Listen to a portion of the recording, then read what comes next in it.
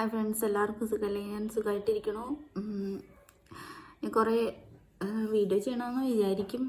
പിന്നെ കുറേ ചെറിയ കുഞ്ഞു കുഞ്ഞു തിരക്കുകളും കാര്യങ്ങളൊക്കെ ഉള്ള കാരണം പിന്നെ ഒന്ന് പഠിത്തം, പിന്നെ ഒന്ന് രണ്ടാമത്തത് വെയിറ്റ് കുറയ്ക്കാൻ വേണ്ടിയിട്ട് കുറേ കിടന്ന് കഷ്ടപ്പെടുന്നുണ്ട് ഞാൻ കേട്ടോ. അപ്പം അതിൻ്റെ ഭാഗമായിട്ട് കുറേ കാര്യങ്ങളൊക്കെ ചെയ്യാനുള്ളത് കൊണ്ടും പഠിക്കാനൊക്കെ ഉള്ളത് കൊണ്ടും പിന്നെ വീട്ടിലെ പണി, പിന്നെ 2 മാസം വെക്കേഷൻ അല്ലേ, കുട്ടികളുണ്ടല്ലോ. അപ്പം അങ്ങനെ മൊത്തത്തിൽ വീഡിയോ ചെയ്യാനുള്ള ഒരു അവസ്ഥ വളരെ ദാരുണമാണ്. അതുകൊണ്ടാണ് ഞാൻ ഇപ്പോൾ വീഡിയോ അധികം ചെയ്യാത്തത്. പിന്നെ എൻ്റെ അസുഖങ്ങളും കാര്യങ്ങളൊക്കെ എല്ലാവരും ചോദിക്കാറുണ്ട്. ഇൻസ്റ്റയിലാണെങ്കിലും ഒന്ന് ചോദിക്കാറുണ്ട്. പിന്നെ യൂട്യൂബിലും കുറേ ആൾക്കാർ ഇപ്പോൾ വീഡിയോ ഒന്നും കാണുന്നില്ലല്ലോ എന്നൊക്കെ ഇടയ്ക്ക് കമൻ്റൊക്കെ ഇടാറുണ്ട് ചില വീഡിയോകളൊക്കെ വരുമ്പോൾ. അപ്പം അതിൻ്റെ കാരണം ഇതൊക്കെയാണ്.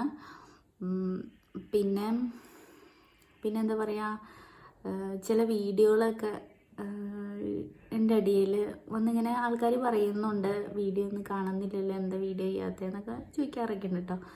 അപ്പോൾ അങ്ങനെ എനിക്ക് തോന്നിയപ്പോൾ എന്തെങ്കിലുമൊക്കെ വീഡിയോ ചെയ്യാം എന്നൊക്കെ വിചാരിച്ചിട്ട്. പിന്നെ കുട്ടികൾ ഉള്ളതുകൊണ്ടാണ്, വെക്കേഷനിൽ കുട്ടികളുള്ളതുകൊണ്ട് നമുക്ക് പറയാനുള്ളൊരു സാഹചര്യം അറിയാലോ. പിള്ളേരുള്ള എല്ലാ അമ്മമാർക്കും അറിയാം. എല്ലാവരും അതൊക്കെ തരണം ചെയ്തിട്ടാണ് വീഡിയോ ഒക്കെ ചെയ്യണേ.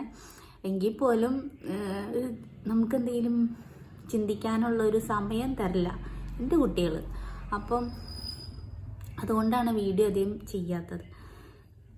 പിന്നെ ഇന്ന് വന്നിരിക്കുന്നത് എന്നാന്ന് വെച്ച് കഴിഞ്ഞാൽ, ചില പാട്ടുകളൊക്കെ നമ്മൾ കേൾക്കുമ്പോൾ നല്ല ഒരു നെസ്റ്റൊക്കെ ഫീൽ ചെയ്യില്ലേ, അങ്ങനെ ഒരു പാട്ടാണ്. എൻ്റെ ലൈഫിൽ ഒരു 7ലും 8ലൊക്കെ പഠിക്കുന്ന സമയത്ത്, ഞാൻ തണ്ടേക്കാട് സ്കൂളിലാണ് പഠിച്ചത്. അപ്പോൾ അവിടെയൊക്കെ പഠിക്കുന്ന സമയത്ത് ഉള്ളൊരു പാട്ടാണ്. എനിക്ക് അങ്ങനെ 2 ഫ്രണ്ട്സിനെയും കിട്ടിയിട്ടുണ്ട്. ഒന്ന് പാട്ട് ചെമ്പകേമയെന്ന് തുടങ്ങുന്ന ഒരു പാട്ടാണ്. നല്ല രസമുള്ള പാട്ടാട്ടോ അത്. അപ്പോൾ അത് കേൾക്കുമ്പോൾ ഞാൻ ഇവരുടെ കാര്യം ഓർക്കും. എന്താണെന്ന് വെച്ച് കഴിഞ്ഞാൽ, എൻ്റെ 2 ഫ്രണ്ട്സിലേക്ക് പോകാൻ കാരണം എൻ്റെ ഒരു ബ്രദറാണ്, ചേട്ടനാണ്. പുള്ളിക്ക് എൻ്റെ ആ 2 കൂട്ടുകാരികളിൽ ഒരാളെ പുള്ളിക്ക് ഭയങ്കര ഇഷ്ടമൊക്കെ തോന്നിയായിരുന്നു. അപ്പം അവർ 10ാം ക്ലാസ്സിൽ പഠിക്കുന്നു. ഞാൻ അന്നേരം 7 കഴിഞ്ഞു, 7ാം ക്ലാസ് കഴിഞ്ഞു, പരീക്ഷയുടെ ഒക്കെ ഒരു സമയത്ത്. അപ്പം എൻ്റെ അടുത്ത് എൻ്റെ ഏട്ടൻ പറഞ്ഞു, നീ ആ പെൺകുട്ടികളുടെ അടുത്ത് ചെന്ന് മിണ്ട്, വർത്താനം പറ മാളു, എന്നെ മാളു നട്ട വിളിക്കണം. അപ്പോൾ വീട്ടിലിട്ടോ. അപ്പോൾ അവരുടെ അടുത്ത് ചെന്ന് വർത്താനം പറ, അപ്പോൾ ആ പെൺകുച്ചീൻ്റെ പേരൊക്കെ അറിയാലോ എന്ന് പറഞ്ഞിട്ട് എൻ്റെ ഏട്ടൻ എന്നെ ഇളക്കി വിടുകയാണ്. നീ ചെന്ന് ചോദിക്കടി. അപ്പം ഞാൻ ചെറിയ കുഞ്ഞാണ്, ചെറുതെന്ന് വെച്ച് കഴിഞ്ഞാൽ കളിക്കുന്ന ഒരു പ്രായം, 7ാം ക്ലാസ്സിൽ പഠിക്കുന്ന ഒരു കുട്ടി. ഇപ്പോഴത്തെ പിള്ളേരെ ഞാൻ നോക്കിയിട്ട് ഇച്ചിരൂടെ 7ാം ക്ലാസ്സിലെ പിള്ളേർക്ക് എല്ലാം കാര്യങ്ങളും അറിയാം, ഇപ്പോഴത്തെ പഠിക്കുന്ന കുട്ടികൾ. പക്ഷെ അന്നത്തെ ഒരു 7ാം ക്ലാസ്സിലെ കുട്ടികളെന്ന് വെച്ച് കഴിഞ്ഞാൽ അത്രയും ബോധമില്ല എന്ന് എനിക്ക് തോന്നുന്നത്. എനിക്കിപ്പോൾ ബോധം ഉണ്ടായി എന്നല്ല പറഞ്ഞു വന്നത്, പക്ഷെ അന്നത്തെ ഒരു കുട്ടികൾക്ക് ഇത്രയും, ഇന്നത്തെ കുട്ടികളുടെ ഒരു ഐക്യു അന്നത്തെ കുട്ടികൾക്ക് ഇല്ല എന്നുള്ളതാണ് എൻ്റെ ഒരു കാര്യം. അതായത് എനിക്ക് മനസ്സിലാക്കിയ കാര്യമാണ് കേട്ടോ. എങ്ങനെയാണെന്ന് എനിക്കറിയില്ല, എല്ലാവർക്കും എങ്ങനെയാണെന്ന് അറിയില്ല. അപ്പം ഞാൻ എൻ്റെ കാര്യം പറഞ്ഞാണ്.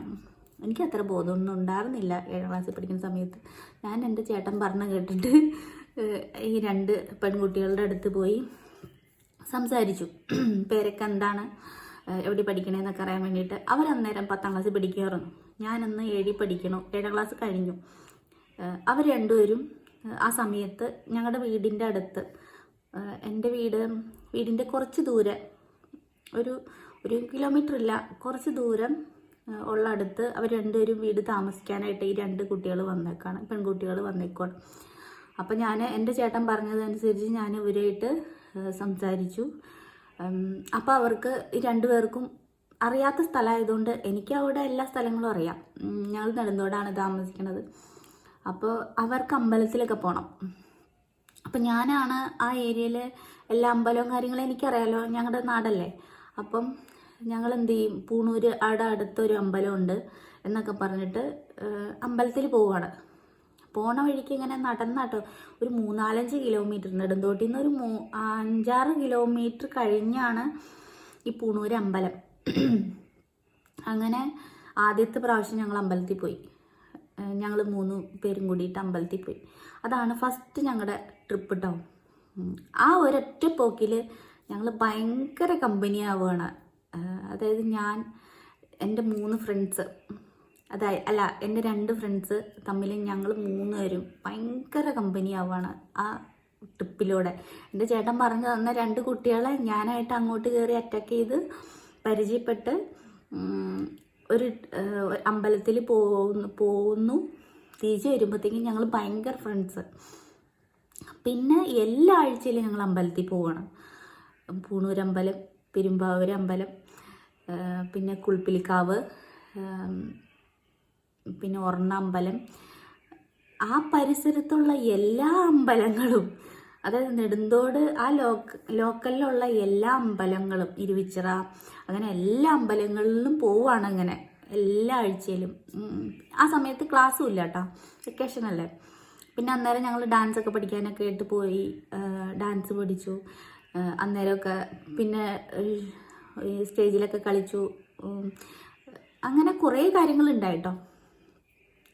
പിന്നെ ആ സമയത്ത് ഒരുപാട് ട്രിപ്പ് എന്ന് വെച്ചാൽ ഒരുപാട് ബസ്സിൽ പോണ യാത്രകളല്ല കൂടുതലും ഞങ്ങൾ തമ്മിൽ പോയിട്ടുള്ളത്.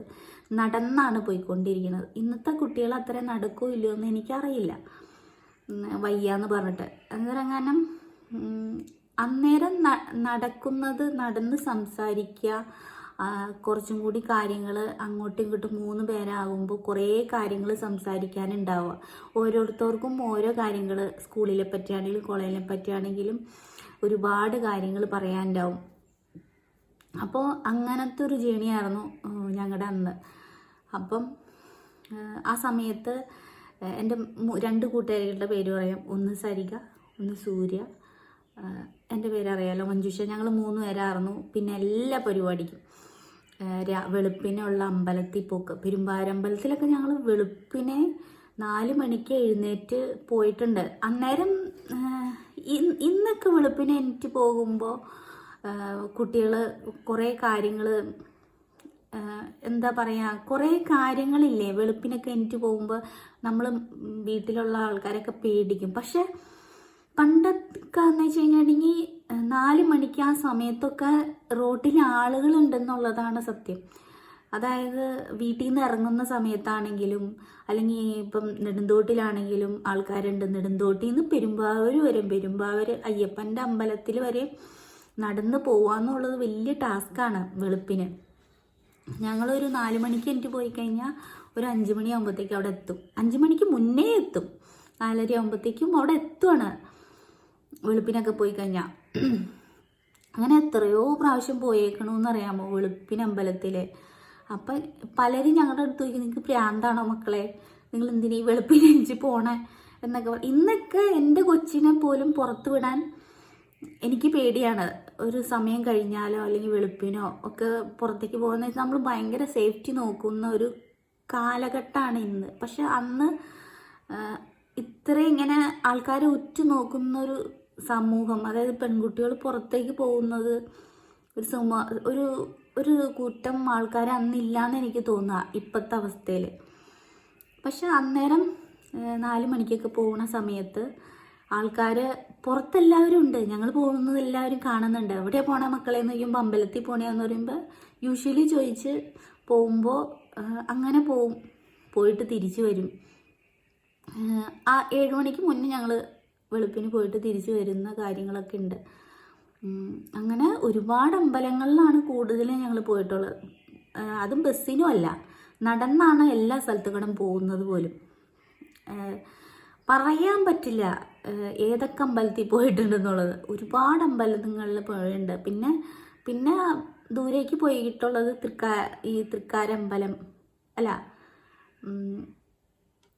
കാക്കനാട് ഒരമ്പലം, അങ്ങനെയൊക്കെ ഉള്ളതാണ് ഇച്ചിരി ബസ്സിൽ കയറി പോയിട്ടുള്ള അമ്പലങ്ങളിലുള്ളത്. പക്ഷെ കൂടുതലും ഞങ്ങൾ അമ്പലങ്ങളിലാണ് പോയിട്ടുള്ളത്. അങ്ങനെയാണ് ഞങ്ങളുടെ കൂടുതലും ഭയങ്കര തിക്കായിട്ട് ആ ഫ്രണ്ട്സ് തമ്മിൽ പിരിയാത്ത രീതിയിൽ വന്നത്. അങ്ങനെ കുറേ കാര്യങ്ങൾ കൊണ്ടൊക്കെ ആയിരുന്നു. നടന്നു പോയി സംസാരം കൂടുതലൊക്കെ ഉള്ളതുകൊണ്ടാണ്. പിന്നെ ജാതിത്തോട്ടത്തിൽ ഉപ്പും മുളകൊക്കെ ഇട്ടിട്ട് സരികയുടെ വീടിൻ്റെ അടുത്ത് നല്ല ഭയങ്കര ജാതിത്തോട്ടമായിരുന്നു. അപ്പം ഞാനും സൂര്യയും കൂടിയിട്ട് അവക്കടെ വീട്ടിൽ പോയിരിക്കും. രാവിലെ പോയി കഴിഞ്ഞാൽ വൈകുന്നേരമായിരിക്കും വരിക. എന്താ പറയാനുള്ളതെന്ന് ഞങ്ങൾക്ക് ആർക്കും അറിയില്ല. എന്ന് വെച്ചിട്ടുണ്ടെങ്കിൽ ജാതിക്ക പറിച്ച് തിന്നും. അവരുടെ വീട്ടിൽ തോട്ടത്തിൽ ജാതിക്ക ഉണ്ടാവും. അപ്പോൾ ആ ജാതിക്ക മുറിച്ച് ഉപ്പും മുളകും ഒക്കെ ഇട്ട് ചുമ്മാ തിന്നുകൊണ്ടിരിക്കും. എന്തൊക്കെ കാര്യങ്ങളാണ് പറഞ്ഞതെന്നുള്ളത് എനിക്ക് അറിഞ്ഞൂടാ. ഇപ്പോൾ ഓർക്കുമ്പോൾ എന്തൊക്കെയാ അന്ന് പറഞ്ഞു. രാവിലെ മുതൽ വൈകുന്നേരം വരെ സംസാരിക്കാനുള്ളത് ഉണ്ട് എല്ലാ ദിവസവും. എന്താ പറയണേന്ന് ആർക്കും അറിയില്ല. പക്ഷെ ഭയങ്കര രസമുള്ള ഒരു സമയമായിരുന്നു ആ സമയം എന്ന് വെച്ച് കഴിഞ്ഞാൽ. ഇപ്പോഴത്തെ പിള്ളേർ അങ്ങനെ ഉണ്ടോയെന്ന് പോലും എനിക്കറിയില്ല. അത്രയും ഡീപ്പായിട്ടുള്ള ഒരു ഫ്രണ്ട്സും കാര്യങ്ങളും അത്രയും സംസാരിക്കാനുള്ളൊരു ടൈമിങ്ങും കളിക്കാനൊക്കെ ആണെങ്കിലൊക്കെ ഉള്ളൊരു ടൈമിങ്ങും ഒക്കെ പിള്ളേർ അത്രയും എൻജോയ് ചെയ്യുന്നുണ്ടോ എന്ന് എനിക്ക് അറിഞ്ഞൂടാ. പക്ഷെ ആ സമയത്ത് എൻ്റെ ഒരു ലൈഫിൽ ആ ഒരു 3-4-5 വർഷം എന്ന് പറയുന്നത് എനിക്ക് ഏറ്റവും പ്രിയപ്പെട്ടതും ഇഷ്ടമുള്ളതും ഓർക്കാൻ ഇഷ്ടപ്പെടുന്ന കാര്യങ്ങളൊക്കെ ഉള്ളതും അങ്ങനെ ഒരുപാട് കാര്യങ്ങളുള്ള ഒരു കാലഘട്ടമായിരുന്നു ആ സമയത്ത് എനിക്കത്. അത് ഞങ്ങൾക്ക് 2 പേർക്കാണെങ്കിലും അങ്ങനെയൊക്കെ തന്നെയാണ്. അതിപ്പോഴും ഞങ്ങൾ ഒരുപാട് കാര്യങ്ങൾ, അതായത് കുറേ വർഷങ്ങൾ കഴിഞ്ഞ് അന്ന് നടന്ന കുറേ കാര്യങ്ങൾ ഞങ്ങൾ നോട്ടിൽ എഴുതി വെച്ചിട്ടുണ്ട്. അതിപ്പോഴും എൻ്റെ ഫ്രണ്ടിൻ്റെ കയ്യിൽ, എൻ്റെ കൂട്ടുകാരിയുടെ കയ്യിൽ ഇപ്പോഴും ഞാൻ അന്ന് എഴുതി വെച്ച കുറേ കാര്യങ്ങൾ ഇപ്പോഴും അവളുടെ കയ്യിലുണ്ടെന്നുള്ളതാണ്. ഈ കഴിഞ്ഞ ദിവസം ഞാൻ അവളെ കണ്ടപ്പോൾ അവൾ ആ ബുക്ക് കാണിച്ചു തന്നു. അപ്പം ഞാൻ എന്തൊക്കെ എഴുതി വെച്ചേക്കണേന്ന് എനിക്ക് പോലും ഒരു പിടുത്തമില്ല. എന്തൊക്കെയോ എഴുതി വെച്ചേക്കണ് കുറേ വർഷങ്ങൾ കഴിഞ്ഞ് കഴിയുമ്പോൾ. അതിൽ കുറേ കാര്യങ്ങൾ സത്യമായിട്ടുണ്ടെന്നുള്ളത് എനിക്ക് തോന്നി. കാരണം എന്താണെന്ന് വെച്ച് കഴിഞ്ഞാൽ, ഞാൻ ഒരു കാര്യത്തിലും വിഷമിക്കില്ല. അല്ലെങ്കിൽ ഞാൻ എന്ത് സഹിച്ചാണെങ്കിലും ഞാൻ എൻ്റെ വിഷമങ്ങൾ മറികടന്നിട്ട് ഞാൻ ജീവിക്കും എന്നുള്ളത് ഞാനൊരു 10-20 കൊല്ലം മുന്നേ എൻ്റെ നോട്ട്ബുക്കിൽ എഴുതി വെച്ചിട്ടുണ്ട്. ഞാൻ അവളുടെ ബുക്ക് വായിച്ചപ്പോഴാണ് ഈ കഴിഞ്ഞ ദിവസം ബുക്ക് വായിച്ചപ്പോഴാണ് എനിക്കത് മനസ്സിലായത്. ഞാൻ എഴുതി വെച്ച കാര്യങ്ങളിൽ ഒന്നായിരുന്നു ഇത്. എത്ര വിഷമം ഉണ്ടായിക്കോട്ടെ, ഞാനതൊന്നും കൂസാതെ ഞാൻ മുമ്പോട്ട് പോവും എന്നുള്ളൊരു കാര്യം ഞാൻ നോട്ടിൽ എഴുതി വെച്ചിട്ടുണ്ടായിരുന്നു. അത് ശരിക്കും പറഞ്ഞു കഴിഞ്ഞാൽ എൻ്റെ കാര്യത്തിൽ അത് കറക്റ്റായിട്ട് വന്നിട്ടുണ്ട്. ഞാനത് എന്തിനെഴുതിയെന്ന് ചോദിച്ചാൽ എനിക്കറിയില്ല ഇപ്പോഴും. പക്ഷെ അത് അങ്ങനെ സംഭവിച്ചു പോയി.